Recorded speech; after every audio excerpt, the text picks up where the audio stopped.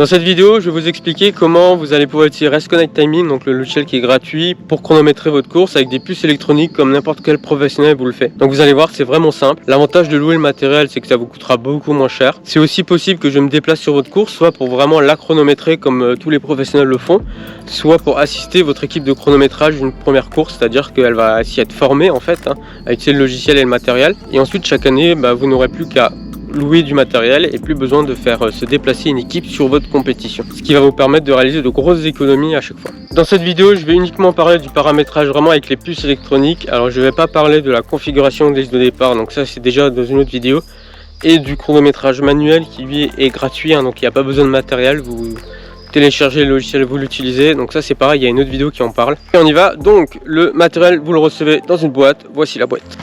Donc vous recevez cette petite boîte. Vous ouvrez la boîte.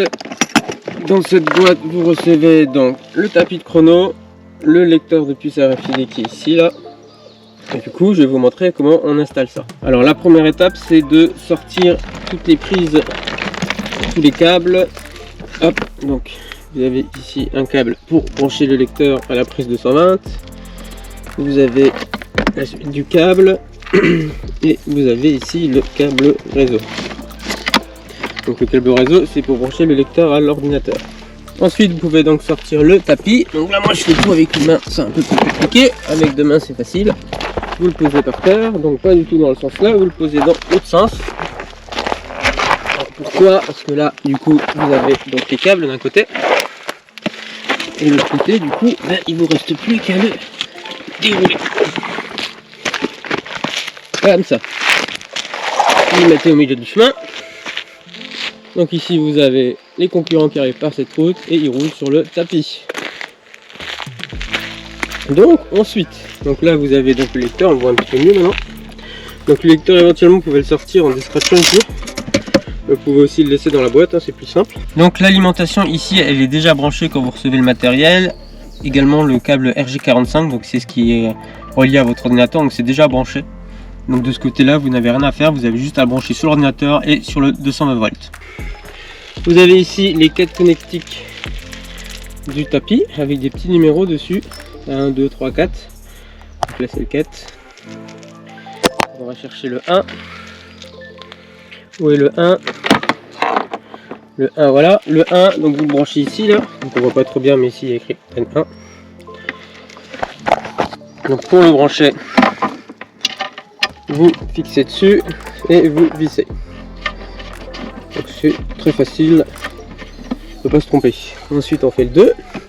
Voilà, le 2 va être à côté du 1 tout simplement. C'est pas évident finalement. Ensuite le 3, hop. Le 4. Et voilà, donc là notre tapis il est branché, il est là, il est branché là. Ensuite, l'étape d'ensuite, donc c'est de brancher le lecteur. Donc vous raccordez votre prise ici là, donc vous enlevez le scratch. Hop. Vous le branchez, donc c'est une branchement classique.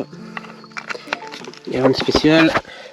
Ensuite vous branchez sur le 220. Alors essayez d'avoir du 220 fiable, donc l'idéal c'est d'avoir vraiment une ligne électrique en fait. Mais si vous êtes en forêt comme ici, vous n'avez pas. Donc moi ce que je vais utiliser la batterie de la remorque. Donc j'ai une batterie en fait en dessous là. Ici un convertisseur pour du 220, donc je vais le brancher là-dessus. Ensuite la prochaine étape c'est l'ordinateur. Alors comme moi ici, je vais oublier de prendre une table. Donc ce que je vais faire, je vais utiliser le bac comme table. Donc vous pouvez passer les câbles de l'autre côté comme ça. Et ensuite vous pouvez fermer, alors sans forcer. Et du coup comme ça votre système est à peu près protégé. Bon s'il pleut, voilà, il va pas immédiatement prendre l'eau. On va prendre l'ordinateur. Moi j'ai besoin d'un adaptateur pour avoir la prise RJ45 ici. Si vous n'en avez pas besoin, c'est mieux. On prend l'ordinateur, hop. Vous prenez le câble, comme avant vous enlevez le scratch. Ensuite vous branchez tout simplement le câble ORG. Vous prenez l'ordinateur, hop. Vous lancez dans Race Connect Timing avec votre course, donc ici c'est déjà fait. Dans Race Connect Timing, Vous allez dans chronométrage puce, Rest Connect Timing, vous choisissez ici le lecteur, donc, comme il y en a plusieurs disponibles, donc ici c'est le 8 ports. On choisit le 8 ports, notre tapis on l'a branché sur les 4 premiers, donc ici on doit sélectionner les 4 premiers ports. Donc il ne faut pas sélectionner les ports qui ne sont pas utilisés, parce que le lecteur sinon il va essayer de lire dessus et il va perdre du temps. Ici vous sélectionnez les épreuves à chronométrer. Donc vous pouvez choisir départ arrivée pour chaque épreuve. Donc nous ici on va faire l'arrivée du 10 km. Donc le départ c'est si vous avez un autre tapis pour le départ. Et vous faites se connecter au module. Hop, donc félicitations, je suis connecté, donc ça veut dire que tous les branchements sont bons. Et ici on peut voir que le module il commence à lire des puces. Alors pourquoi? C'est parce que j'ai une puce qui est pas très loin. On va prendre la 37 là, parce qu'elle est déjà sur le collier. Donc comme dit c'est des puces que vous attachez à la cheville, donc je vais vous montrer ça. Donc c'est simple, vous prenez votre cheville, ici là, ça c'est visible sur la caméra, vous enlevez le scratch et vous la mettez comme ça, voilà, tout simplement. Alors après, cheville gauche, cheville droite, il n'y a pas de règle, pourquoi? Parce que vous utilisez un tapis, donc le tapis, forcément les deux chevilles vont passer dessus. Par contre, si vous ajoutez une antenne sur le côté et que vous en avez qu'une, par exemple à gauche, ça peut être intéressant de demander au concurrent de mettre sur la cheville gauche, c'est-à-dire la cheville qui est du côté de l'antenne. Donc là on peut voir que le tapis n'arrête pas de la lire parce qu'elle est à côté, c'est normal. Donc ce qui est intéressant de voir là, c'est que le fond en fait il est bleu, le fond il reste bleu pendant 10 secondes. Donc si j'éloigne la puce, elle n'est plus détectée et donc voilà, le fond bleu va disparaître progressivement et là on peut voir qu'il n'y a plus de puces détectées. Alors pourquoi le bleu? Ça permet de visualiser facilement le nombre de puces qui a été lu dans les 10 dernières secondes. Donc je vais vous montrer ça. Donc là je vais reprendre la puce. Donc c'est la puce 37, comme vous pouvez voir, il y a des autocollants dessus, donc c'est visible. Hop, je ferme. Donc là j'ai aucun concurrent qui a la puce 37, donc je vais le faire, donc je vais aller dans l'inscription. Et je vais dire que par exemple Ariane Compagnon c'est la puce 37. Et voilà, donc elle a été détectée. On peut voir qu'elle a un horaire d'arrivée, donc là on peut voir l'historique des actions. On a la puce 37 là, donc il met à chaque fois à jour la dernière ligne pour éviter de trop cumuler parce que bon, là, la puce reste dessus et sur le tapis donc forcément elle est détectée en boucle. Si je l'éloigne, on peut voir que voilà, elle a disparu, elle est plus détectée donc elle a son temps. Donc ce qu'on va faire c'est que hop, je vais enlever le temps d'arrivée, donc là voilà, elle a plus de temps d'arrivée. Donc là je vous filme l'ordinateur et le tapis et je vais vous faire une petite démonstration. Donc là, je suis en train d'installer la puce à ma cheville. Hop. Je passe le courant.